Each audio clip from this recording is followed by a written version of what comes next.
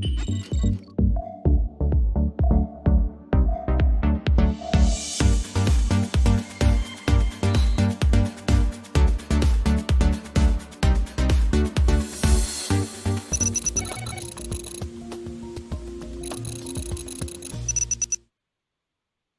Chaos Reign. Chaos Reign presents Lying to Women and Its Consequences. Broadcast March the 7th, 2021. Enjoy.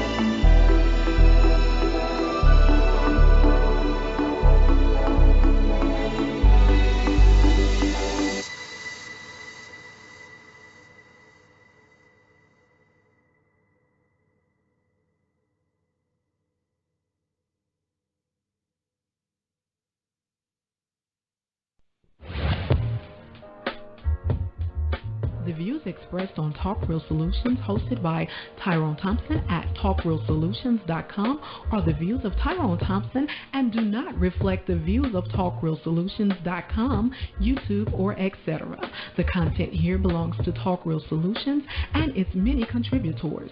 Views and opinions expressed by all contributors belong to them and not TalkRealSolutions.com or Tyrone Thompson, the host, or etc. All data and information provided on the site is for informational purposes only. Talk Real Solutions makes no representations as to accuracy, completeness, correctness, suitability, or validity of any information on this site and will not be liable for any errors, omissions, or delays in this information or any losses, injuries, or damages arising from its display or use. All information is provided on an as-is basis.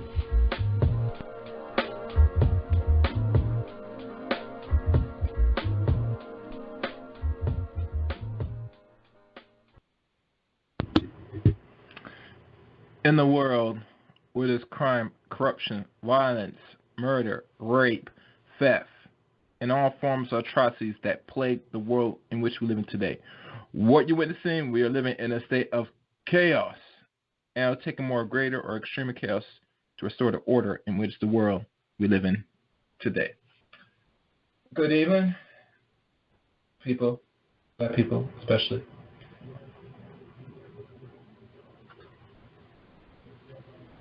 Tonight, as you know, Chaos is here, and I think I'm going to reveal a couple audio and hope to express my point into this discussion, which I'm not sure how this outcome is going to be in this stream.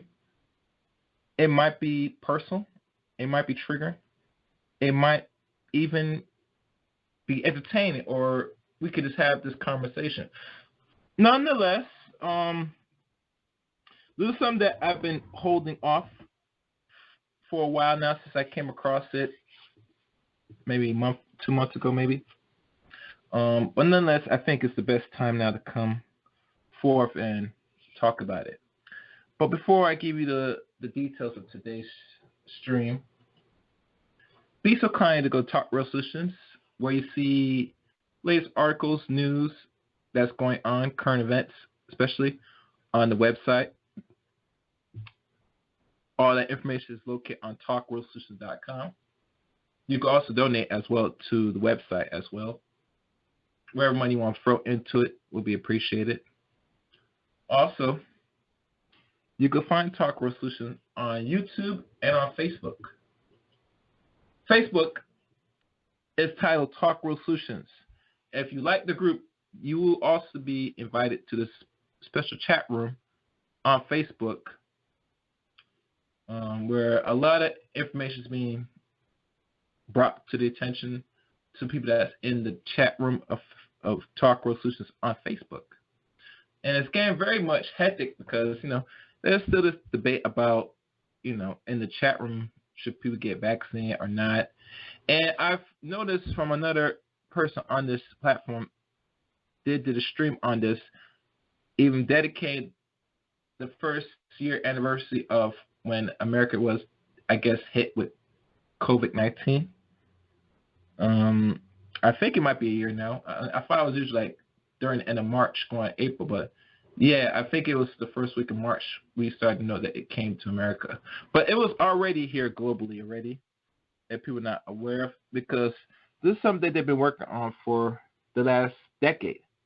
So how are they going to now implement greater control, whether people want to be spooked about it or not? I don't care.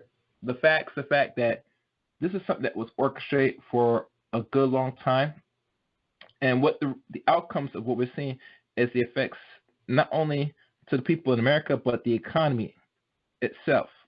And I think the economy is effective globally, if you think about it. But nonetheless, this is not the focus of today's stream. I leave all that spooky nonsense to people that talk about it.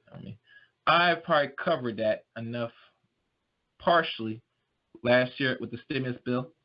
And maybe it's time I should have my good friend Mr. Gillon come back again. And maybe we should do round 2 on it, see what else is being presented. I'll say this. They have confirmed that the Senate will pass the budget for another or third stimulus checks. So it looks to me that they were going to give Americans $2,000 in total.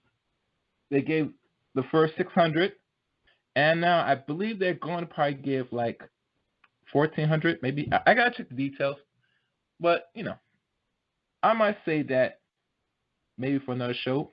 We'll see. I gotta see what my mood is about it, but nonetheless, the information is out there, so check out for yourself. Oh, and we also on YouTube, and it's titled Talk Real Solutions. Yeah, it's gonna be confusing because the name is well, is it? It might be. If you can find it, good. If you can't, just search it. You'll find this particular broadcast. But no worries. You can always subscribe to my channel on YouTube, especially. It's titled Chaos8Reign. I'm the one with the C, with the serpent. It's not hard to find. So find me on YouTube. I have a bunch of broadcasts. Some are uploads, some are actual streams I've done for a while now. So if you want to know a little bit more about what I do, you'll find me personally on YouTube. And also, I'm also on podcast, Anchor, Spotify, Breaker, etc. All that good stuff. But let's get into the information at hand, shall we?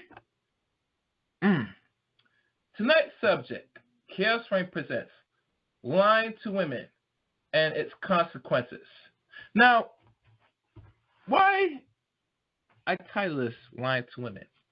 Well, as you know, the few recording audios that I'm going to play, and I'm probably going to read the article in a second, it deals with the propaganda of promoting this independent woman, that you could do bad all by yourself. You don't need no man, get a career, this and that, which is fine and good.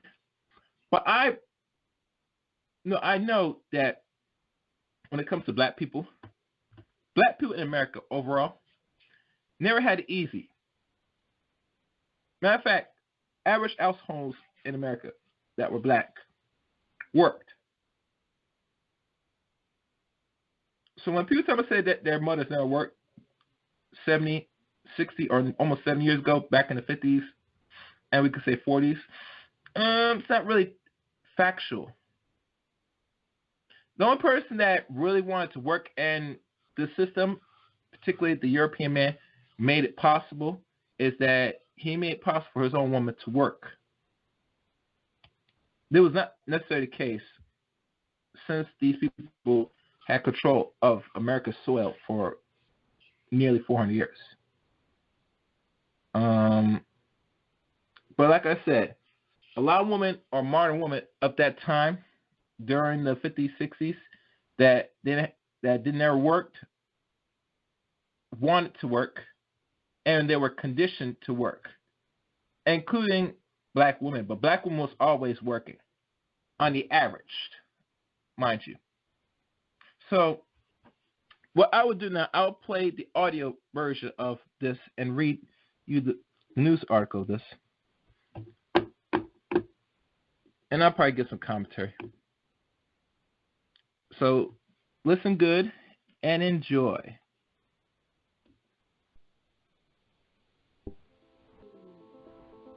How do we get to the point where so many young women today think to be free is to go to college, get a great degree, have a fantastic job, and be as sexually free as possible? How did those get joined together? Well, that was the question that people began to ask me after I had left Cosmo, and I began to investigate it. You have to understand a bit about how propaganda works. Propaganda isn't just a bunch of lies. People think, oh, propaganda, I can spot it in a minute because it's just a bunch of lies. No, propaganda is a very sophisticated. It's half-truth, selected truth, and truth out of context is used not to sell just products. It's also used to sell ideas. The feminist movement and the sexual revolution were two radically different movements.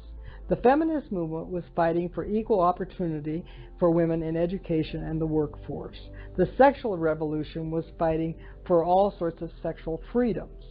Cosmo, we pretended that this sexual revolution was a freedom for women. It actually was not. It was actually kind of a slavery. But we pretended it was freedom for women. And over time, as the sexual revolution and the women's movement got identified closer and closer together, a lot of women began to buy into that illusion. I wrote for Cosmo for about 20 years.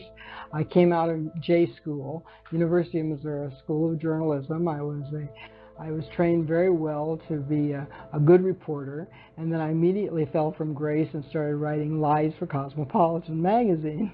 I was fascinated with Cosmo, and I was fascinated with glamour and sophistication, and I always said I didn't want to be a big fish in a small pond. I wanted to be a small fish in a big pond. And Cosmo was, to me, was that big pond, and I was the little fish. Helen Gurley Brown was the editor of Cosmo. She's the one that took Cosmo and turned it from a general interest magazine into a sex rag. And it's a magazine to help this young woman realize dreams, hopes, ambitions, to help her find a man, keep a man, get him back if he's going, get a new one if he left. Helen Gurley Brown had created a list of rules on how to write for Cosmo, and some of those rules included how to make up stories. So here's one of them. Unless you are a recognized authority on a subject, profound statements must be attributed to somebody appropriate, even if the writer has to invent the authority. Here's another one. Try to locate some of the buildings, restaurants, nightclubs, parks, streets, as well as entire case histories in cities other than New York, even if you deliberately have to plant them elsewhere. Most writers live in New York. 92% of our readers do not. They had a book. They would go in and have a meeting of all the editors once a week, and they'd all bring in ideas, and then they'd put them in the book. The freelance writers would come in and choose the stories that they wanted to do. These did not come out of reality. These came out of the heads of the editors who said, oh, that would be an interesting story, and that's how you got assignments. I had married my husband in college, and right after college we went to Los Angeles, and I worked for a newspaper out there. Almost immediately after I got this job, I ended up pregnant. See, I was very delighted with it. The newspaper was not so delighted with it, and at that time you were fired for being pregnant. And they told me I could only work 5 months into my pregnancy, and then I had to quit. That did turn me into a feminist. Then I found out, of course, there were other things that women were being discriminated against in those days. Now, this was 1969. A married woman could not apply for credit in her own name. There were help wanted ads, help wanted male and help wanted female. Women couldn't go to law school or medical schools in many cases. So there was a lot of discrimination going on, and that is why so many women of my generation identified with the feminist movement. Betty Friedan, she and a number of women had gotten together and started the National Organization for Women.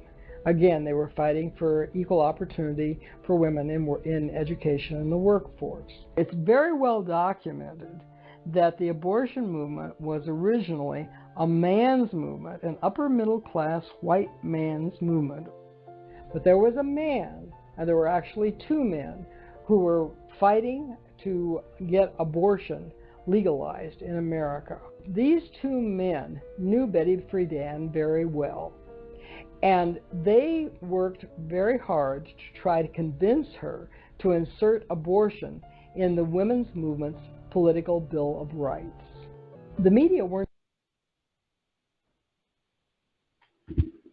All right, let me just do a little quick pause. So a lot of information was said there. One thing, if you didn't pay attention, which I hope you when you go back to recording of this, one of the tools of warfare and control is you got to get the control of mind and heart of people. And how you do that, you use what we call propaganda. Propaganda, I think, and we all could conclude, is the most dangerous of all warfares. Because you can condition people and control how people think. You control and dictate how they move and behave physically in society throughout their environment. To say that two Caucasian men were the advocates and the ones that were pushing for legalized abortion is telling. And we all know that with legal abortion, it goes across every book. Mostly it's more focused on people that are non-white, especially. But to make something into legislation, to push as a law, you have to condition people and give an idea of not just the benefits, but why this should be a focus for women to have. That's very powerful. And to find interesting throughout the whole discussion that this woman wrote for these people for 20 years. And she knows that the whole magazine industries back then and probably now, they were shifting to make profits, money, so that way they're able to, I guess, to sustain and grow a business especially a media platform when regards dealing with newspapers. Because everybody knows the more people buy the newspaper, they're able to be incite and have the desire to buy products. But you can't do that if you do not give people a reason why they should buy this product. So you have to give the illusions, tell them using colorful language, particularly say, this will be good for you. Don't you need this? Some of those things. I'm just throwing some terminologies. But at the end of the day, these are catchphrases and words used to incite and entice people. And mind you, people still read today, not as much as we expect nor half a century ago, when television wasn't still growing at the time. People still depend on radio and what they read. But because television has taken control of the propaganda machine, most of the written word is not too much affected like it was decades ago. So let's move on and continue on with the audio tape. Not in that room that night. That was a closed-door meeting. Then Betty Friedan, the next Monday, she has a press conference, and she tells them that she's speaking for all American women everywhere. And the Washington Post bought it. They headlined the abortion vote. They said essentially, all women want this. And that is how propaganda works. The feminists who bought into the abortion notion of my generation, well, think about it. They wanted to keep their jobs, but should women today, really in this climate, really have to choose between their job or their child? It's outrageous. Why was I pro-choice for years? Partly because I was going to be fired for being pregnant. I thought that was my only choice. When you start betraying the truth, it will come back to haunt you. It will get you in the end. And that's why, even though I knew we were making up all these stories, I still got sucked in and thought abortion would be okay. Well, it wasn't okay. My husband wanted to join the Catholic Church, and I said, I'm not going to join that patriarchal old church. And then I read the Catechism. This was not the nasty old Catholic Church I'd heard about. This was about joy and freedom and love and beauty and forgiveness and all of the things. I went to the priest. I was terrified. My knees were shaking going into that confessional because I was going to tell him about that abortion. And I did. And he was just so wonderful. And he said, go home and think about how much God loves you. So I did. It was the most beautiful thing, and I was healed from it. Why all of this hijacking of the women's movement? Money. Money. Why was Cosmos so successful? Because it attracted advertisers. Why did it attract advertisers? Because it worked. When a young woman, an insecure young woman, reads these magazines and thinks that she has to have perfume, cosmetics, hair products, beautiful clothes, singles travel, abortions, contraception, when she thinks she has to have all of these things, she's going to spend a lot of money. What these magazines are doing, and what now the internet and everywhere, turning a woman into a commodity. She's got this picture of herself on herself. It's all about me. If you can convince a woman that everything is about her, then she has to buy a whole bunch of stuff to make herself so wonderful. If inside she knows who she is, she doesn't need all that stuff. Now there's the other side of it. I say we're all liberated. Are we? So on one hand, yes, we can go to college, we can get a degree, we can be doctors, lawyers, engineers, we can do all this stuff, we can make all this money. But how liberated are we if our girls have got that in their pocket before they can even think? People think that we've got mothers who want to stay at home and feminists who want to work. No. The real battle in our nation is between feminists who are for abortion and feminists who know the difference and are against it. There is such a thing as pro-life feminism, and that in fact, pro-life feminism is the authentic feminism of the 21st century. Obviously, I don't want to take more credit than I deserve for all this evil. but I think that I was certainly part of the evil empire, if you will.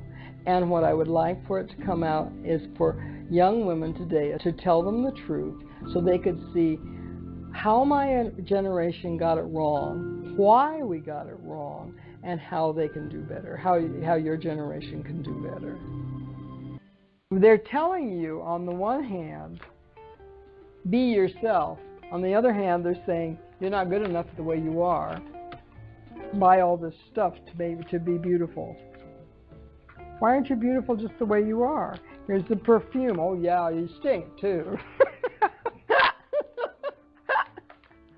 Oh, by the way, your hands don't look very nice either, and your hair color is wrong. Oh, and when you're tired of hearing about that, have some ice cream and a little booze to go with it, because then you'll be too fat, and then we'll have to put you on a diet.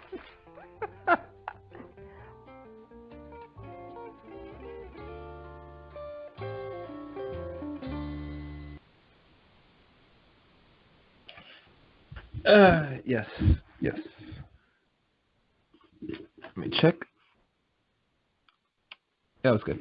So yeah, that's just the little audio of the Cosmo story. I'm gonna read into more, give it background, just read it. But before I continue, the call number for today's stream is 712-770-4160. The access code is 977-194#. I repeat, 712-770-4160. The access code is 977-194#. Today's stream is titled Chaos8Reign Presents Lying to Women and Its Consequence. So now let's look at the article piece of this Cosmo lie. And one thing before I read the article piece, because I like to deal with the audio before anything, to know saying there is always consequence to every action that's taken or was promoted, because every person wants a different outlook in life. And if they really knew that everything in their life was all given to them by what they hear or they listen or they're being programmed, it's the reflection of how they think, how they move in society. So let's look. And this is dealing with the Daily Signal. Mind you, this article was revealed last year of May 26. She wrote fake news for Cosmopolitan and now regrets misleading women on feminism. Now, I heard a lot of women said, oh, you need to stop blaming feminism, this and that. The third, you men need to start stepping up, all this, yada, yada, yada. But I say, F that stuff. Feminism has an effect on not only black women, but women in general. But for the sake of conversation, if, quote unquote, black people, if they get the flu because non-black people, white people got the cold, it's a reflection. Everything's self-reflection to the environment we're in. And it affects us through our daily lives. It affects a lot of women, especially sisters, feel that they're strong, they're independent, they don't need a man, they got good, everything's right. And I said, yeah, you have it good now, but when things like the pandemic or anything where disaster will strike, you need to turn to somebody. And really, truly, most women, they don't really think long-term of every action they take. So, like I said, you know, everybody goes through their experience and have to learn the hard way. So, in this article,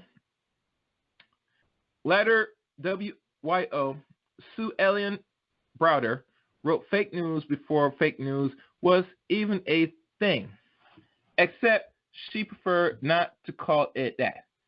Not because she embarrassed to admit she wrote fake news, although she certainly is not proud, but because she thinks the terms fake news is too vague to understand. Maybe it might be vague, but nonetheless, it's fake, and people really could read between lines. Browder, a Cosmopolitan magazine writer for 20 years, described what she wrote as propaganda. Don't spread no propaganda. The goal, to sell women on the idea that sexual liberation is the path to the single woman personal fulfillment.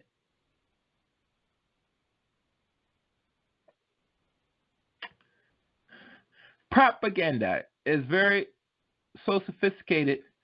Broward tells the Daily Signal it's half true, selected true, and true out of context. What to keep up with the 24/7 news cycle? Want to know the most important stories of the day for conservatives? Need news you can trust. Oh, that's wrong. Sorry. I was reading a promo. Sorry about that. Let's continue. Propaganda is used not to sell just products. She added, it also used to sell ideals. So when people think they have an ideal, your ideal is manufactured, sweetie. Ain't that something? And it's a picture of her roughly almost 51 years ago. Prior to writing for Cosmopolitan, Browder worked at a small daily newspaper, the South Bay Daily Breeze, just outside Los Angeles, when she and her husband unexpectedly got pregnant. They were far more excited about it than her boss at the newspaper, where they told me I could only work 5 months into my pregnancy, and then I had to quit, Browder recalled, which was revealed in the audio. That experience turned Browder, who was born and raised in a small town, Iowa, into a feminist. The year was 1969, and getting fired for being pregnant was a wake-up call. The situation made Browder, who graduated from the Missouri School of Journalism, realize that women had quite a bit of work to do. Women could not apply for credit in their own name. There were help wanted as help wanted males and help wanted females. She said women couldn't go to school or go to law school, medical school in many cases. There was a lot of discrimination going on. I'm due shock. And that is why in the late 60s and early 70s, so many women of my generation identify with the feminist movement. Being a feminist back then was very different from what it means today, when many perceive the movement as anti-male or pro-abortion.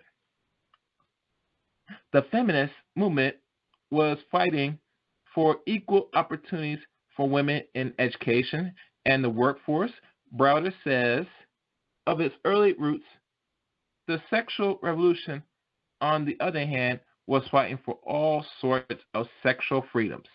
Now, we all know what sexual freedom means. That means you can go, if you're not married, you can go have sex with any man you want, bust it wide open, fuck and suck as many cocks and maybe some coochies, pussies as much as you want, without any fear of shame, guilt, or the insults, if possible.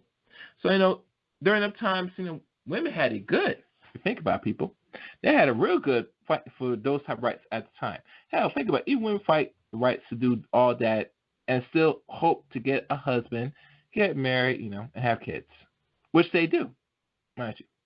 But let's go on.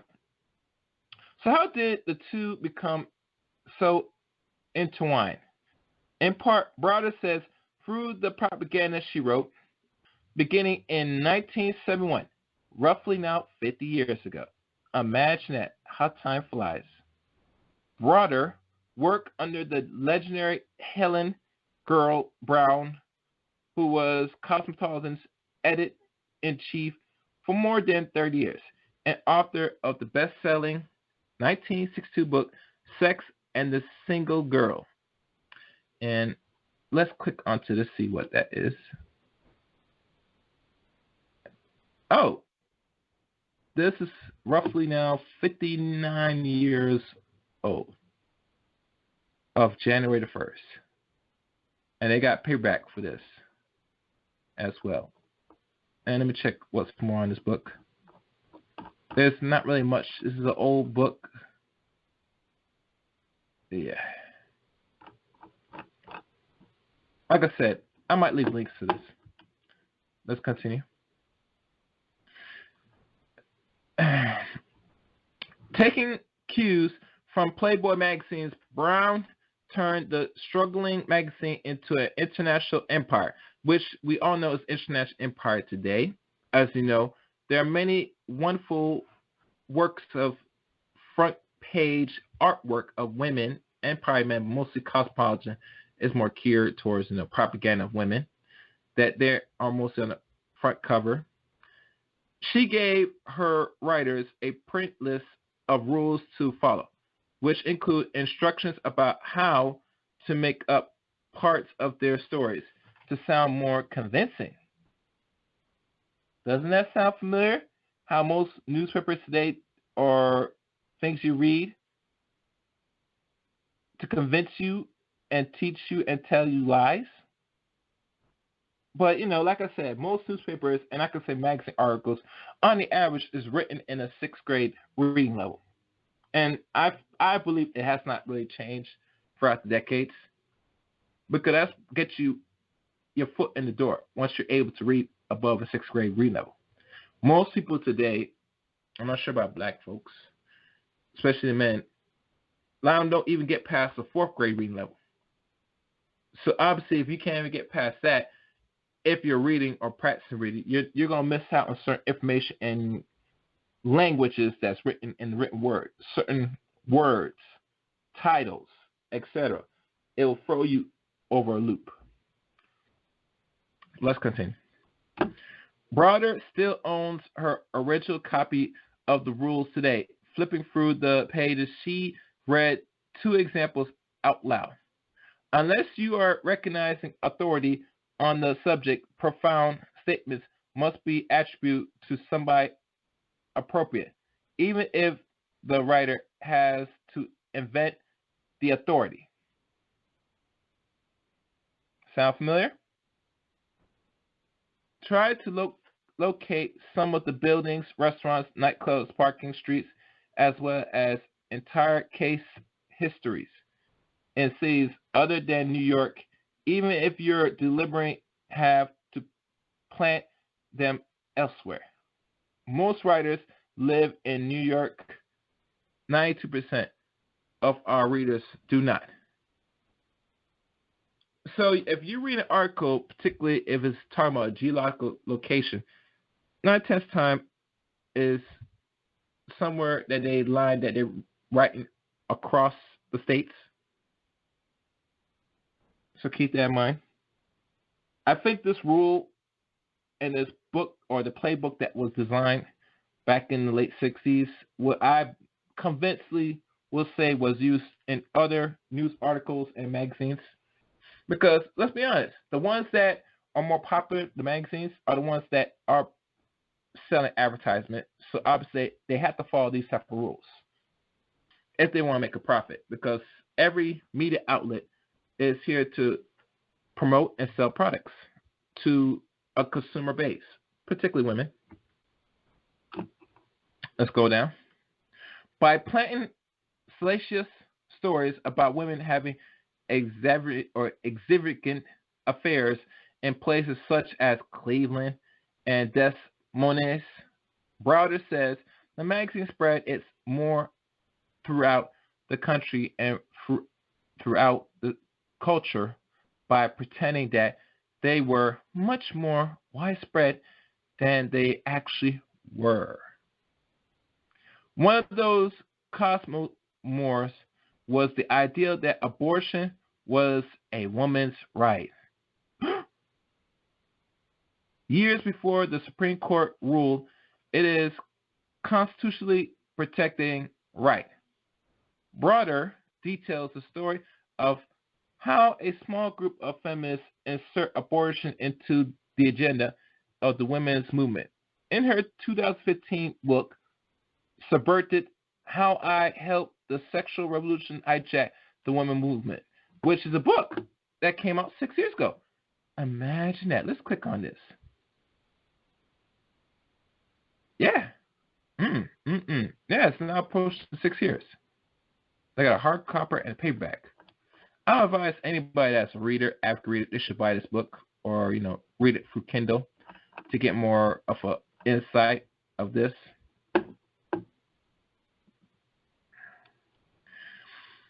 Let's go down.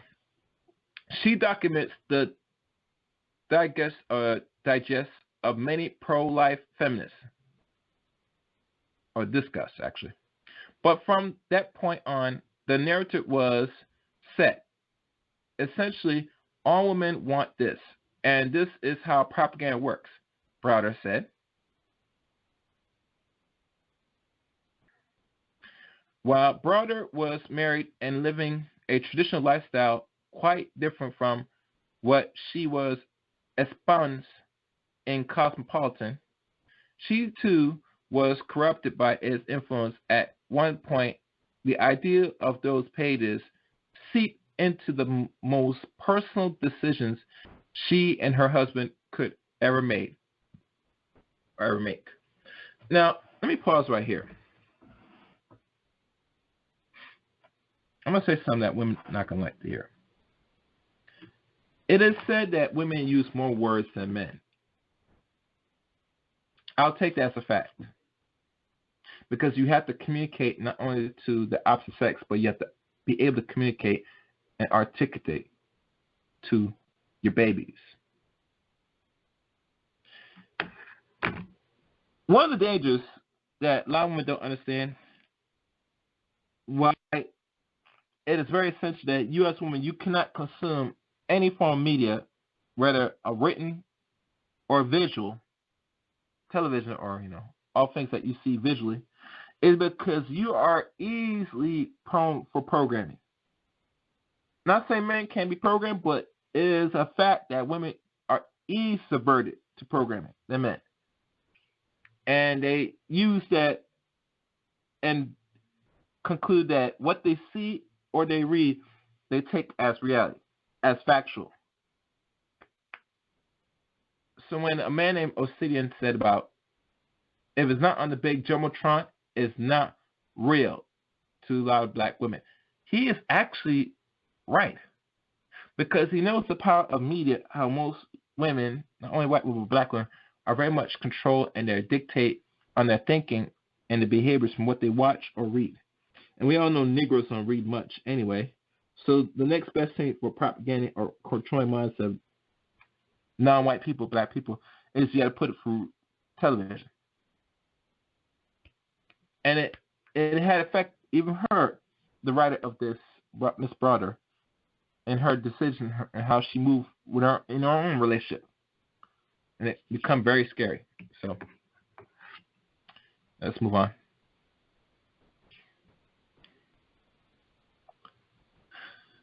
At 27 years old, Browder was happily married with 2 children at home. When she became pregnant with a third, she and her husband decided to get an abortion.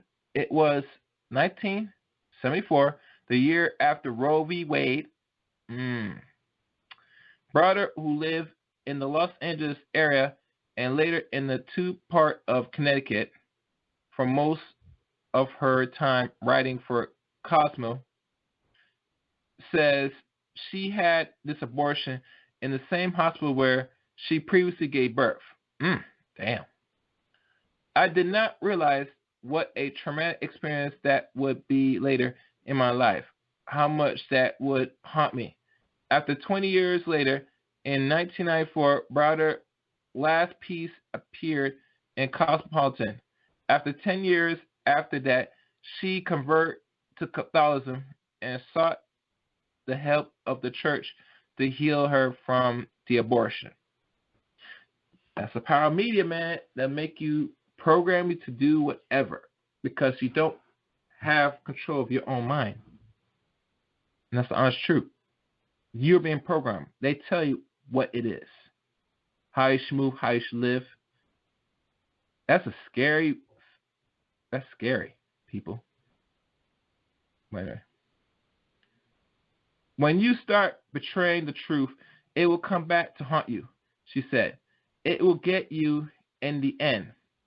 And that's why, even though I knew we were making up stories, I still got sucked in and through abortion would be okay. Prior abortion isn't the only thing she had sought forgiveness. For in her book, she comes clean about the propaganda, and she wrote for Cosmopolitan, despite its casting an embarrassing shadow over her career as a journalist. And this is what she said. I don't want to take more credit than I deserve for all the evils, but I think that I was certainly part of the evil empire, if you will, she tells the Daily Signal. And what I would like for young women today, it's to tell them the truth so they could see how my generation got it wrong. Why we got it wrong and how they can be better. How your generation can do better. That's Miss Browder. In order to do better, Browder says pro-life women must reclaim the feminist movement for themselves. There is such a thing as pro-life feminism. And in fact, pro-life feminism, the authentic feminist of the 21st century, she says. But reclaiming feminism won't be easy, she added. It would require girls and young women to reject the ideals of being sold to them in the pages of Cosmopolitan and almost everywhere else. Why all this hijacking of the women's movement?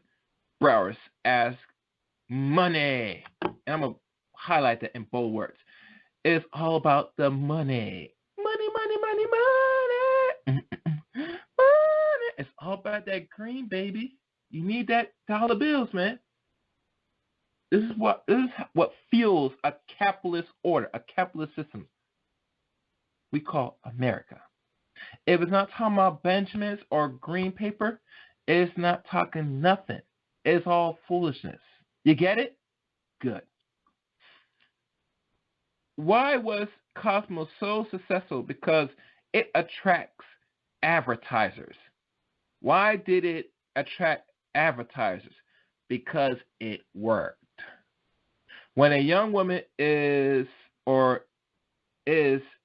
an insecure young woman reads these magazines and thinks that she has to have performed cosmetic hair products, beautiful clothes, single travel, abortions, contraceptions. When she thinks she has to have all these things, she's going to spend what, ladies? Or I should say, lovely ladies, by Dan Sperling. You're going to spend a lot of money. And you're going to spend a whole bunch of money. And I'm going to say this to add a note before I continue. That one thing is for certain, women do spend money. That's why when propaganda is used against men and women, the whole purpose is to keep you separate so that way the separate you are, the more you're going to be consuming in this capitalist order. There are only producers and consumers in the West and globally, especially in America. You can't have it both ways. Either you're a producer on the average or you're a consumer of the average. And most of us Americans, are consumers. And the results of consumption down the line, if you're not careful, you could consume yourself out of existence. So keep that in mind. Broader at it, they're telling you on the one hand, be yourself. On the other hand, they say you're not good enough. The way you are, by all this stuff to be beautiful. Why aren't you beautiful just the way you are? Here's the perfume. Oh, yeah, you stink. Oh, the perfume, you stink, too. Oh, by the way, your hands don't look very nice either. And your hair color is wrong. Oh, and when you're tired of hearing all that, have some ice cream, etc. And, I'm not reading much less. Sitting in her bare apartment without a slight bit of makeup on, Broader, now 74, giggles at the ridiculous of the ideals that she once told women were the secrets to happiness and success. But then she turned serious, reflecting on the damage she done and the damage such magazines and websites continue to do. Now there's the other side of it. I say we're all liberated, aren't we? She asked. Oh, one hand, yes. We can go to college. We can get a degree. We can be doctors, lawyers, engineers, etc. But we can't all make all the money. But Broad paused, look at the iPhone on her kitchen table. How liberate are we if our girls have got that in their pocket before they can even think? Simple, because you're not meant to think, Miss Bronder. And to be honest with you, because this is the end of this article, that you are in this world to consume. Thinking is not your repertoire. To let people know. Even the education system tells you, are you supposed that they teach and promote critical thinking? That is a lie. That's a big lie. So to let y'all know, you're not supposed to think. You're being programmed as we speak. Ladies, you're programmed to consume. And what many articles or magazines like the Cosmopolitan and other outlets do is they program you to think a certain way, act a certain way, and to, move in this environment just in the opposites of consumption. What I'm going to do right now is I'm open 2 lines, and I'm going to continue with another audio, which is going to reveal, y'all can hear it. So I open the line. First caller. Who's this? Hey, how you doing, man? How you doing? I know, Greg. What is it, man? I don't like that. Kind of low energy. No, I'm good, Greg. What's good? What's good? Hello? No, nothing, what's man. Good? Interesting. Can you hear me? Interesting topic, man. Yeah, I can. Hey, what's your viewpoint on this? Because I always thought feminism gave women options, but it gave men options too. What options has feminism gave to men? And this is new. I never heard gave men options. What options is that, Greg? It gave us freedom, to be honest, in a lot of ways. I have a quick story. I remember when I was a little kid, and my dad worked. My mother didn't work; stayed home, homemaker. Okay. And my father did 2 jobs. Support the family. He was, he hustled, man. He had a little part-time job. He had a job, steel mill. And I remember thinking about that when Before you continue, Greg, let me see what this is. Stay on line. Let me check this line. All right, hello. Open line. Who's this? Hey, Gary. Good evening. This is Gigi. All right, good. All right, continue, Greg. Yeah, so I remember when I was a kid, my pop worked, and then he worked side hustle. And I remember thinking, my father had to support a family, complete family by himself. And the pressure, to make sure the mortgage is paid and the bills are paid. And we growing up kids, we always needed shit, shoes and, stuff like that, And I remember thinking, man, that's a lot of, responsibility on my dad. I remember thinking about that when I was 12. And I remember thinking, damn, I was thinking, when I grow up, I'm going to have to support a family. I was thinking about this shit. And now men don't have that sort of responsibility anymore. And I think it gave men freedom, to be honest. Feminism is the best thing that ever happened to men. It just allows men to just not have to do that responsibility anymore. I don't think it's good for society, but I think it's bad for women. And I think women are starting to feel it too. Women are stressed out because they can't hold the shit together. Like, yeah, go ahead. Yeah. So great. Are you the one that are a proponent advocate for 50-50 type relationships? No, I don't like 50-50 relationships. No, I'm still old school traditional kind of guy, to be honest. I have a family, and I grew up in that family, and guys running shit. That's how I grew up, and I still like family. That's shit, the families. Yeah, because how can men run the community if we can't run our families? And this 50-50 stuff doesn't work. I mean, I just don't see it working. Like she pays half, you pay half. Everything's a decision. You're gonna buy a house, you have to check with her, a car. That stuff doesn't work, man. Because women my wife can't even pick her outfits to wear to get up and go, to go out the house. She can't pick what shoes to wear half the time. I used to watch her. Harry, please let me talk. Go ahead. Go ahead. Yeah, go ahead, Gigi. What's on your mind? I don't think that feminism was a break for men, because men didn't need feminism to abandon their families and leave their children and have kids all over the place. It has nothing to do with feminism.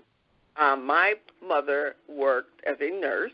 She worked from midnight to 8, and my father worked days as a mechanic and a truck driver during the day. So we always had somebody at home.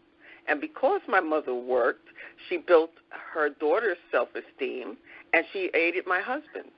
I mean, not my husband. That's a Freudian slip. Aided my father. I am done. Okay. Excellent. This was in the 60s now, 60s and 70s. Okay. All right. Cool.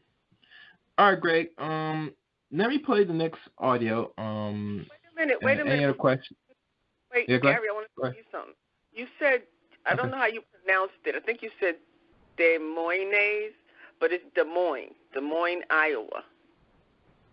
And I think you said niggas don't read. Were you joking or are you serious? No, what I'm saying, and I don't really joke, I'm being pretty honest.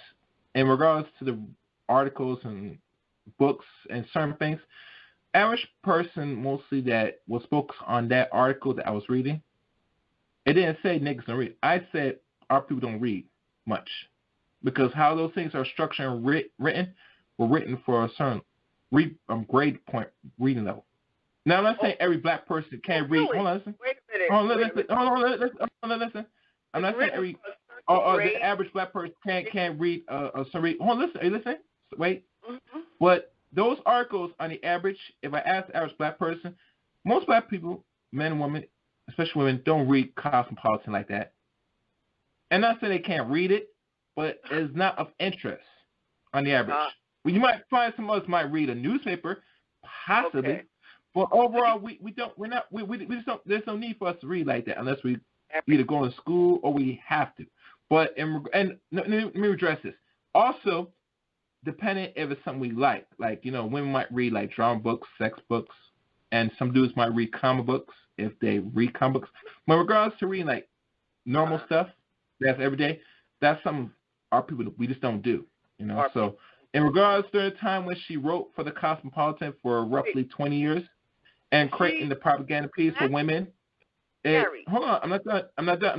Let me finish. Is this lady black or white? It's a Caucasian woman. Okay, thank you. Okay.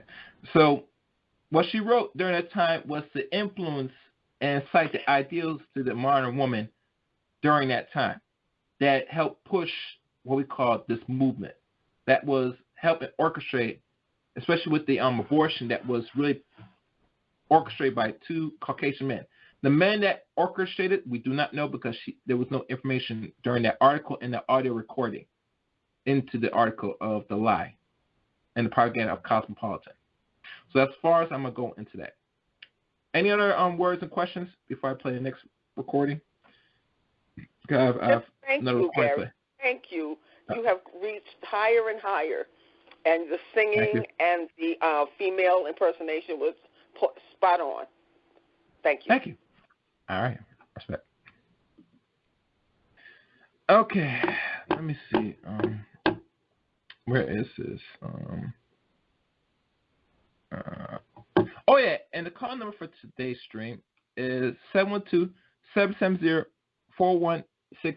The access code is 977-194#. Tonight's subject, Chaos8Reign presents Lying to Women and Its Consequence. And this is only the first part of the full length of the live stream or podcast. If you want the full live stream, subscribe to my podcast on Google, Spotify, Anchor, etc. That link will be in the description. And like always, let the chaos reign.